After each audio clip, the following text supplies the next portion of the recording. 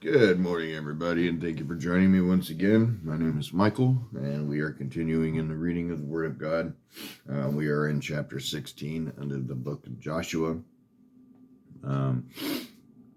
Yeah, tired this morning. Our daughter did not want to go to bed until like 11:30. She's been... Excuse me. She doesn't take naps normally. In the last 3 days, I've been taking naps in the late afternoon. And in late afternoon, I mean like 2 o'clock. But it's messing with her sleep schedule. And so I think she's growing because she doesn't normally nap. But the kid's passed out last 3 days in a row, messing with her sleep schedule. So it's messing with my sleep schedule. Anyways, sorry. Yeah, so we're going from chapter 16. Hopefully doing chapter 16, 17, and 18 this morning. We are coming up on the end of the book of Joshua, and we'll be getting on into the book of Judges. So, starting to make progress through. Yeah, it's going to be a crazy feat when we do finally get to the book of Malachi. It's weird to think like that's all that we need left to be recorded down. Everything else is recorded. It's kind of mind-baffling to me. But I've been doing this for almost over a year now, so not too shabby. Although I think, I don't know, because I never knew about the whole Bible in a year thing when I first started all of this about a year ago. So I guess we could have gotten through with this by now, but I also haven't made videos every single day, which is what would require that. And then there's definitely been some periods of time where I haven't made videos for a few days. This last streak of a couple weeks was one of my longest. I don't like it when that happens, but, you know, such is life. Anyways, stop rambling on again this morning. I always seem to do so. Apologize about that. But, yeah, so we'll start again in chapter 16, the book of Joshua. This is over the allotment of Ephraim and Manasseh. All right, so just a quick go through before we start reading of an overview of the first 4 verses of chapter 16. Jacob adopted Joseph's 2 sons, Ephraim and Manasseh, who became heads of the 2 tribes, the division of the land still being among the 12 tribes, since Levi did not receive one. So the allotment of the people of Joseph went from the Jordan by Jericho, east of the waters of Jericho, into the wilderness, going up from Jericho into the hill country to Bethel. And then going from Bethel to Luz, it passes along to Ataroth, the territory of Archites. Then it goes down westward to the territory of Jephthalites, as far as the territory of Lower Beth Horon, then to Gezer, and it ends at the sea. The people of Joseph, Manasseh and Ephraim, received their inheritance. And then Ephraim was allotted the southern part of the central hill country from the Jordan to the Mediterranean.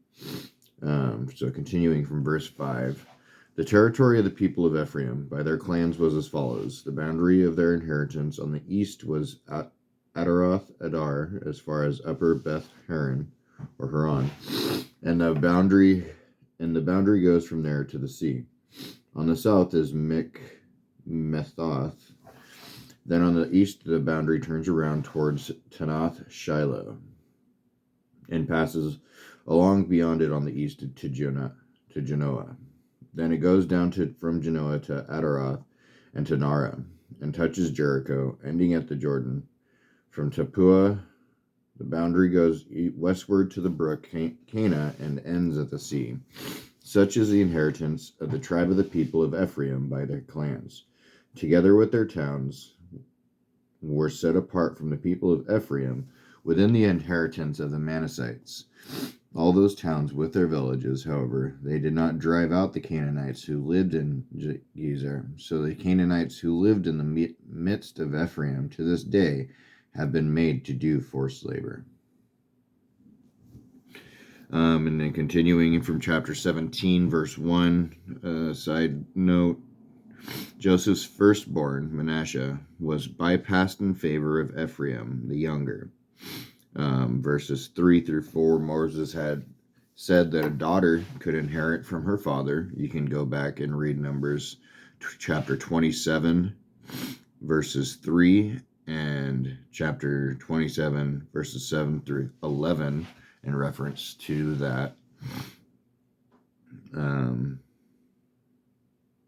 And so that'll cover for about the first 5 verses. And so then the allotment was made to the people of Manasseh, for he was the firstborn of Joseph. To Machir, the firstborn of Manasseh, the father of Gilead, were allotted Gilead and Bashan. Because he was a man of war, the allotments were made to the rest of the people of Manasseh by their clans. Abiezir, Halek, Azriel, Shechem, Hefer, and Shemida. These were the male descendants of Manasseh, the son of Joseph, by their clans. Now Zelophehad, the son of Hefer, son of Gilead, son of Machir, son of Manasseh, had no sons, but only daughters. And these are the names of his daughters: Mala, Noah, Hagla, Milcah, and Tirzah. They approached Eleazar the priest and Joshua the son of Nun, and the leaders, and said, "The Lord commanded Moses to give us an inheritance along with our brothers. So according to the mouth of the Lord, he gave an inheritance among the brothers of their father.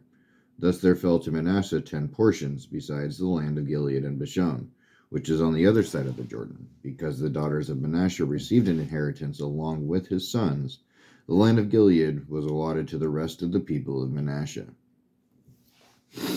And then continuing from verse 7, side note, Manasseh controlled the southern part of the central hill country up to the valley of Jezreel, even 3 countries. The word countries, Napheth, does not occur elsewhere. It may refer to 3 districts, towns, or mountains, or it may be explained that Dor, D-O-R, third on the list, is Naphath Dor. So the territory of Manasseh, continuing from verse 7, the territory of Manasseh reached from Asher to Mikmethath, which is east of Shechem. Then the boundary goes along southward to the inhabitants of En Tapua. Dang it. My nose is not liking me looking down today. Then on the east, the boundary turns around toward Tanath Shiloh and passes along beyond it on the east to Genoa. Or, whoa, I just switched to chapter 16. My apologies. Verse 7, chapter 17. The territory of Manasseh reached from Asher to Mikmethath, which is east of Shechem. Then the boundary goes along southward to the inhabitants of En Tapua. The land of Tapua belonged to Manasseh. But the town of Tapua on the boundary of Manasseh belonged to the people of Ephraim. Then the boundary went down to the brook Kanah. These cities to the south of the brook, among the cities of Manasseh, belong to Ephraim. Then the boundary of Manasseh goes on the north side of the brook and ends at the sea. The land to the south being Ephraim's, and that to the north being Manasseh's, with the sea forming its boundary on the north. Asher is reached, on the east Issachar. Also in Issachar and Asher, Manasseh had Bethshean and its villages, and Ibleam and its villages, and the inhabitants of Jor and its villages, and the inhabitants of Endor and its villages, and the inhabitants of Tanakh and its villages, and the inhabitants of Megiddo and its villages. The third is Naphath. Yet the people of Manasseh could not take possession of those cities, but the Canaanites persisted in dwelling in that land. Now when the people of Israel grew strong, they put the Canaanites to forced labor, but did not utterly drive them out. Just a quick side note for verses 12 through 18. The children of Joseph did not eliminate the Canaanites in their territory, but put them under tribute. Then they complained about not having enough land. Joshua suggested that they clear trees and settle in the forested hill country, probably wooden chariots with iron axles. Okay, continuing from verse 14. Then the people of Joseph spoke to Joshua, saying, Why have you given me but one lot and one portion as an inheritance, although I am a numerous people, since all along the Lord has blessed me? And Joshua said to them, If you are a numerous people, go up by yourselves to the forest, and there clear ground for yourselves in the land of the Perizzites and the Rephaim, since the hill country of Ephraim is too narrow for you. The people of Joseph said, The hill country is not enough for us, yet all the Canaanites who dwell in the plain have chariots of iron, but those in Beth Shean and its villages, and those in the valley of Jezreel. Then Joshua said to the house of Joseph, to Ephraim, and to Manasseh, You are a numerous people and have great power. You shall not have one allotment only, but the hill country shall be yours. For though it is a forest, you shall clear it and possess it to its farthest borders. But you shall drive out the Canaanites, though they have chariots of iron, and though they are strong. Let's see here. I got 6 minutes for one more chapter before my phone is out of memory. We can do this. We got this. It's okay. It's not that long of a chapter. So the allotment of the remaining land. I'm just going to go ahead and read a couple of pre-notes, and then we'll get reading the chapter. So 18:1, from Gilgal the congregation moved to Shiloh, about 10 miles north of Bethel, pitching the tabernacle there, where it remained during the period of the judges, which we're going to work on in the next books. 18:2-9, Joshua appointed a commission of 21 men to survey the land not already allotted to Judah, Manasseh, and Ephraim. And then through 11-28, Benjamin drew an allotment of land between the territories of Judah and Ephraim, including Jerusalem, in fulfillment of Deuteronomy 33:12. So, reading of chapter 18. Then the whole congregation of the people of Israel assembled at Shiloh and set up the tent of meeting there. The land they subdued before them. There remained among the people of Israel 7 tribes whose inheritance had not yet been apportioned. So Joshua said to the people of Israel, How long will you put off going to take possession of the land which the Lord, the God of your fathers, has given you? Provide 3 men from each tribe, and I will send them out, that they may set out and go up and down the land. They shall write a description of it with a view to their inheritances, and then come to me. They shall divide it into 7 portions. Judah shall continue in his territory on the south, and the house of Joseph shall continue in their territory on the north. And you shall describe that the land in 7 divisions, and bring the description here to me. And I will cast lots for you here before the Lord our God. The Levites have no portion among you, for the priesthood of the Lord is their heritage. And Gad and Reuben and the half-tribe of Manasseh have received their inheritance beyond the Jordan eastward, which Moses the servant of the Lord gave them. So the men arose and went, and Joshua charged those who went to write the description of the land, saying, Go up and down in the land and write a description and return to me, and I will cast lots for you before the Lord in Shiloh. So the men went and passed up and down in the land and wrote in a book a description of it by towns in 7 divisions. Then the men came to Joshua to camp at Shiloh, and Joshua cast lots for them in Shiloh before the Lord. And there Joshua apportioned the land to the people of Israel, to each his portion. We're continuing from verse 11. 3 minutes. The lot of the tribe of the people of Benjamin, according to its clans, came up and the territory allotted to fell between the people of Judah and the people of Joseph.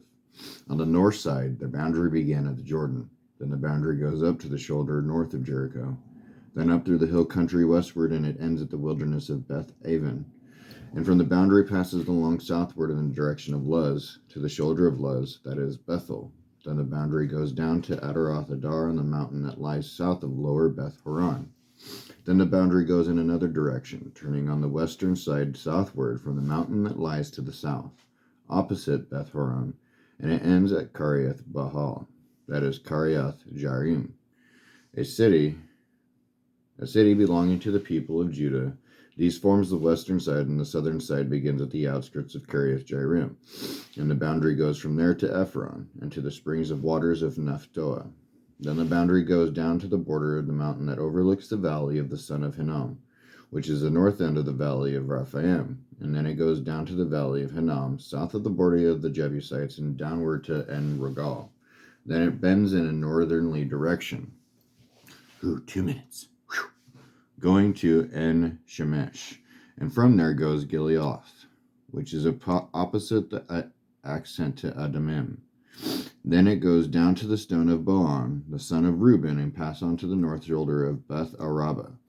It goes down to the Araba, and then the boundary passes on the north of the shoulder of Beth Hogalah, and the boundary ends at the southern bay of the Salt Sea.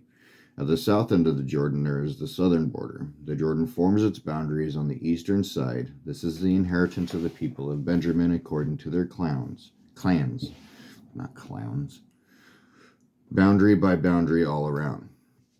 Now the cities of the tribes of the people of Benjamin, according to their clans, were Jericho, Beth Hoglah, Amek Keziz, Beth Araba, Zamarim, Bethel, Avim, Para, Afra, Sephor Amani, Ophni, Geba, 12 cities with their villages.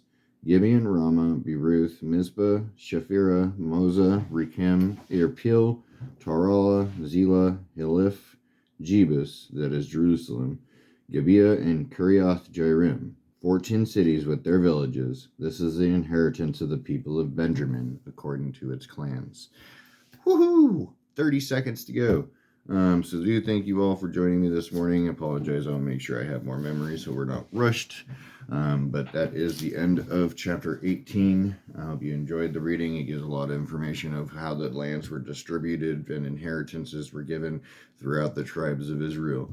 Continue to stay in the word. I love you. I hope you all have a wonderful week. I will see you tomorrow and have a blessed rest of your day.